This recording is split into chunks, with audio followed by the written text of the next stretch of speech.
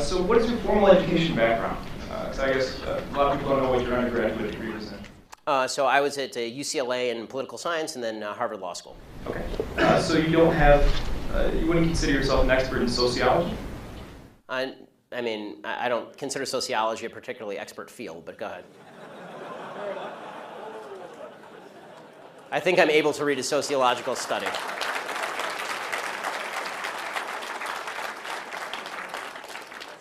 It is a field of study, but so you're not necessarily an expert. Yes, there are lots of fields of study. Right.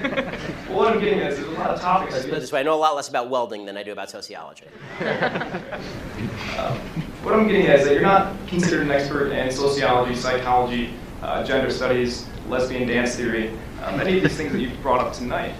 I know a lot more about all those others than lesbian dance theory. As far as, if you want to take issue with the argument, I would urge you not to use the argument from authority, which is somebody has a PhD by their name, they know what they're talking about. That's a dumb argument. What I'm trying to get at is that the fact that you have any other further education in any of these topics or any of these fields of study. I don't need a 7-year degree in sociology to know bullshit when I hear it.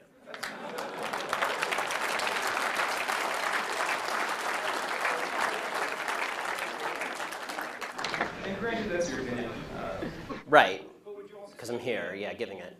That would mean that you're also offering kind of an unqualified opinion on a lot of these topics. See, again, you're just making the argument from authority. I don't think slapping a PhD from Ferris State next to your name makes you an expert in all things in the field in which you propose to speak.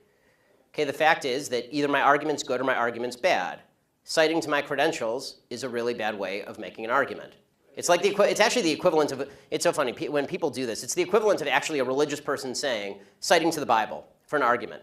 I'm a very religious person, right? I mean, see this? It's the yarmulke, okay? I'm a religious person, okay? I never cite to the Bible. The reason I don't cite to the Bible is because that's an argument from authority. Okay, you may not believe the authority to which I'm citing. I don't believe the authority to which you're citing. So you're going to have to make me an argument as to what I'm saying that's wrong instead of just saying I don't have the properly enumerated degree from the institution of your choice. I'm merely citing academia. If you haven't done any significant study or any type of educational, you haven't established yourself as a PhD or a doctorate in any of these programs, so how can you make a qualified opinion on any of these topics is my question. Because I have read the studies and I can have an opinion on them. And that's your opinion and mine was just stated, so. Thank you. Yes, that was my opinion. In all of the chaos regarding the nomination of Judge Brett Kavanaugh, we should remember one simple fact. If Kavanaugh were pro-choice, he would have been confirmed with 100 votes. He's clearly not an advocate for abortion, but Democrats didn't have the votes to stop him. So instead, Democrats decided to slander him as a gang rapist.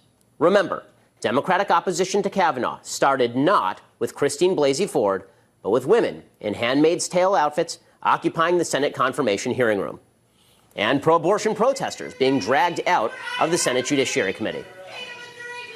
It's not a shock that Planned Parenthood, the organization responsible for hundreds of thousands of abortions per year, openly threatens senators in poetry. Quote, "Roses are red, violets are blue. Senators vote no on Kavanaugh, or else we're coming for you. Hashtag National Poetry Day, hashtag Stop Kavanaugh." Now that's romance. Abortion, to the vast majority of the political left, is a sacrament. It's not merely a political issue. It is a defining character issue.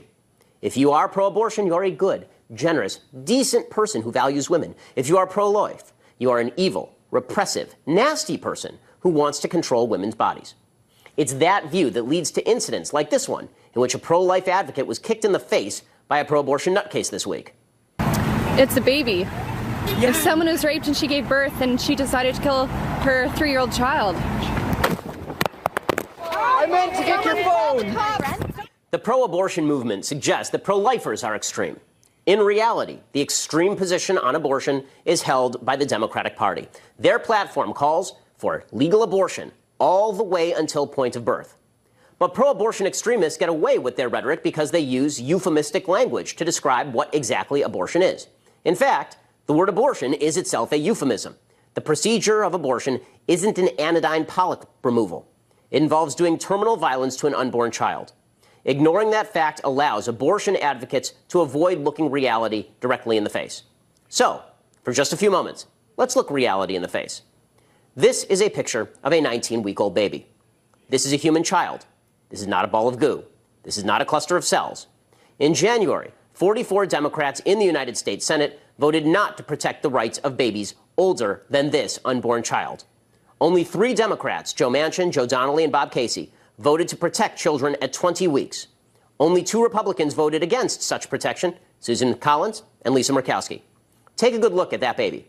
That is a human being with 0 rights, according to the mainstream of the Democratic Party. And human life doesn't begin at 20 weeks. This is a picture of a baby at 12 weeks, barely 3 months. You can see this baby with his hands near his chest. This is not a cluster of cells. This is not a ball of goo. His genitalia have already been formed. His liver and spleen produce red blood cells. This is an unborn human being. Not a single federally elected Democrat would vote for an abortion ban that would protect this baby's life.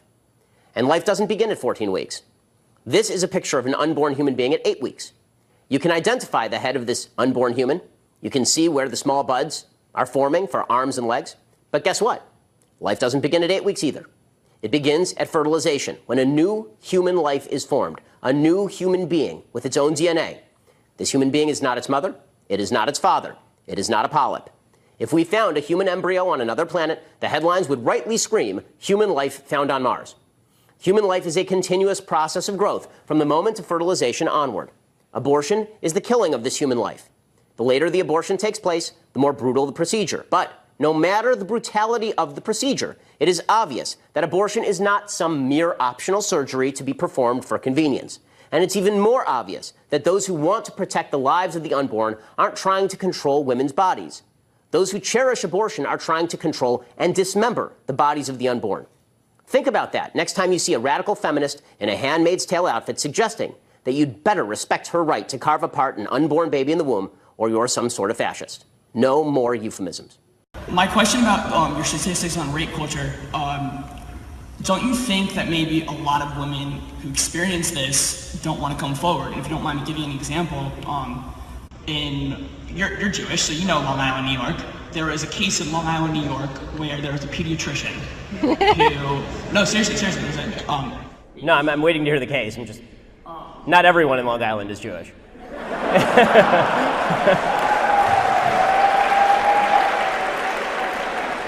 But don't worry, I don't think you're an anti-Semite. Thank you.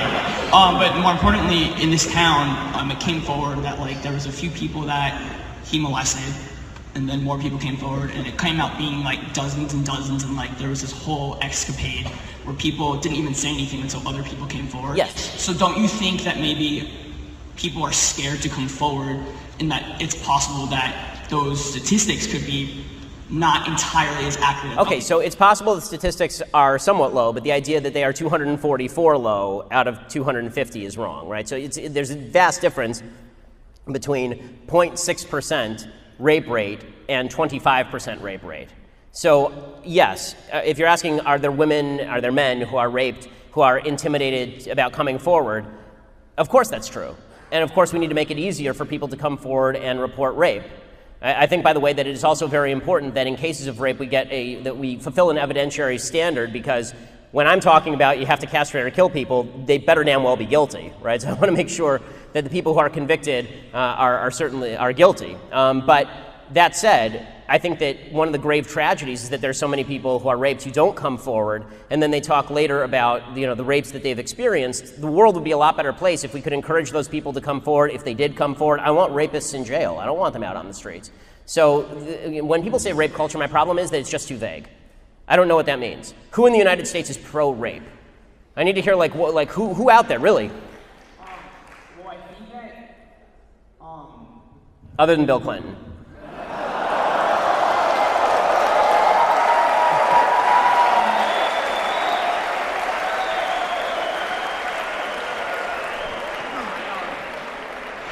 I think that though, there's a lot of, wouldn't you say though that, we're on college campus, I see a lot when I'm out, guys taking advantage of girls. I don't think they're thinking, let me go rape this girl, but couldn't you say that there's a very close narrative between... I think there's an irresponsibility culture. I'm not sure that there's a rape culture. And what I mean by that is that, what you're talking about, first of all, if there is a culture, again, I don't know who's out there saying rape is good.